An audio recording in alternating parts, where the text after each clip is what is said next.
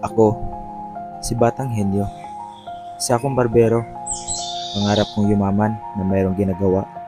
At kung paano gawin yon, hindi ko pa rin alam. Kaya tara, samahan niyo ako. Ito nga pala si Papa. Siya muna ating customer ngayong araw. By the way guys, siya nga pala yung tunay na henyo. Haha, copy-paste lang tayo. Masasabi ko talaga na siya ay isang henyo kasi yung pangalan niya ay Eugenio. Ang palayaw niya naman ay henyo. Kaya siya talaga yung tunay na henyo. Ang weird no? Haha.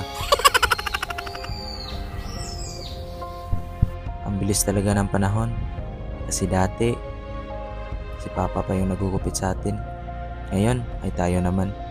Napaka-thankful ko talaga na natuto ako magupit. Para naman makabawi ako sa aking mga magulang kahit sa ganitong paraan lang. Alam kong maliit lang na bagay ito kasi umpisa pa lang to. Haha, char. By the way guys, naalala ko pa rin panahong ako pa yung ginugupitan ni Papa. Grabe ang tagal talaga matapos. Yung tipong inaanto ka na sa sobrang tagal. Haha. Pero kasi naman noon ay gunting lang kasi yung gamit namin. Wala pa yung razor na ginagamit ko ngayon. Noon kasi gunting lang talaga at suklay yung gamit. More on technology na kasi tayo ngayon. Pinapabilis na yung mga trabaho natin. Kuyawa no? Iba na talaga ngayon. Siya nga pala. Shout out din sa mga trupa nating walang sawang sumuporta. Si Lord na ang bahala sa inyo.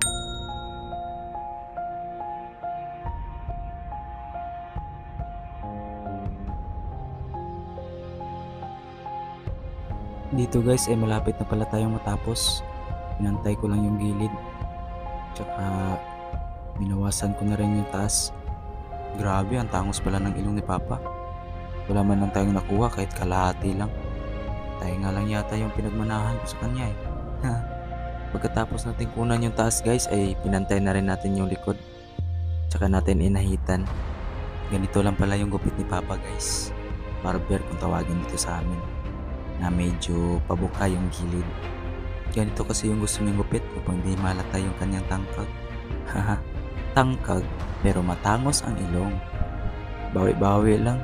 Haha, 60 plus na nga pala ito si Papa. Pero nung nagupitan natin, parang bumaba ng 30. You know,